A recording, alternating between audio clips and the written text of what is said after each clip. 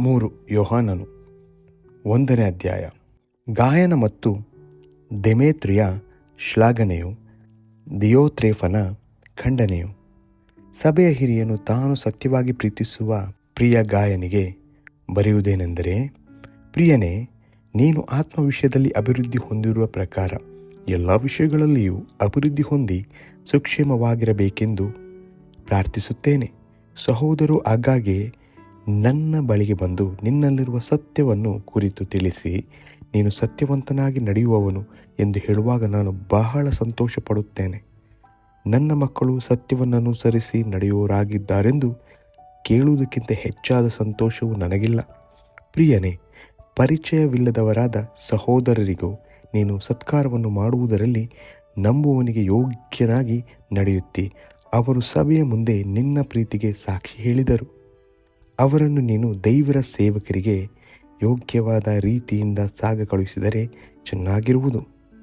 ಯಾಕಂದರೆ ಅವರು ಕ್ರಿಸ್ತನ ಹೆಸರನ್ನು ಪ್ರಸಿದ್ಧಿಪಡಿಸುವುದಕ್ಕೋಸ್ಕರ ಹೊರಟು ಹೋಗಿದ್ದಾರೆ ಮತ್ತು ಅನ್ಯ ಜನಗಳಿಂದ ಏನೂ ತೆಗೆದುಕೊಳ್ಳುವವರಲ್ಲ. ಆದುದರಿಂದ ನಾವು ಸತ್ಯಕ್ಕೆ ಸಹಕಾರಿಗಳಾಗುವಂತೆ ಅಂಥವರನ್ನು ಸೇರಿಸಿಕೊಳ್ಳುವ ಹಂಗಿನಲ್ಲಿದ್ದೇವೆ. ಸಭೆಗೆ ಕೆಲವು ಮಾತುಗಳನ್ನು ಬರೆದಿದ್ದೆನು, ಆದರೆ ಸಭೆಯವರಲ್ಲಿ ಪ್ರಮುಖನಾಗಬೇಕೆಂದಿರುವ ದಿಯೋತ್ರೇಫನು ನಮ್ಮ ಮಾತನ್ನು ಅಂಗೀಕರಿಸುವುದಿಲ್ಲ.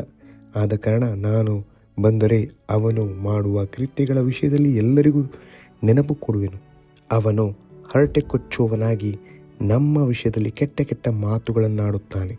ಇವು ಸಾಲದೆ ತಾನು ಸಹೋದರರನ್ನು ಸೇರಿಸಿಕೊಳ್ಳಬೇಕೆಂದಿರುವವರಿಗೆ ಅಡ್ಡಿ ಮಾಡಿ ಅವರನ್ನು ಸಭೆಯೊಳಗಿಂದ ಬಹಿಷ್ಕರಿಸುತ್ತಾನೆ.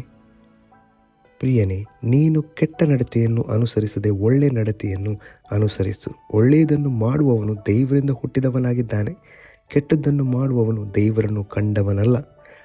ದೆಮೇತ್ರಿಯನು ಸಂಭಾವಿತನೆಂದು ಎಲ್ಲರಿಂದಲೂ ಸಾಕ್ಷಾತ್ ಸತ್ಯದಿಂದಲೂ ಸಾಕ್ಷಿ ಹೊಂದಿದ್ದಾನೆ. ನಾವು ಸಹ ಅವನ ವಿಷಯದಲ್ಲಿ ಸಾಕ್ಷಿ ಹೇಳುವವರಾಗಿದ್ದೇವೆ. ನಮ್ಮ ಸಾಕ್ಷಿ ಸತ್ಯವಾದದ್ದೆಂದು ನೀನು ಬಲ್ಲೆ.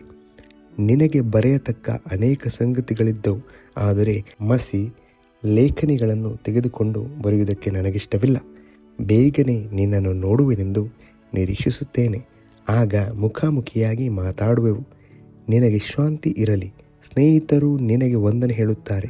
ಸ್ನೇಹಿತರನ್ನು ಹೆಸರಾಗಿ ವಂದಿಸು ಎಂಬುದೇ.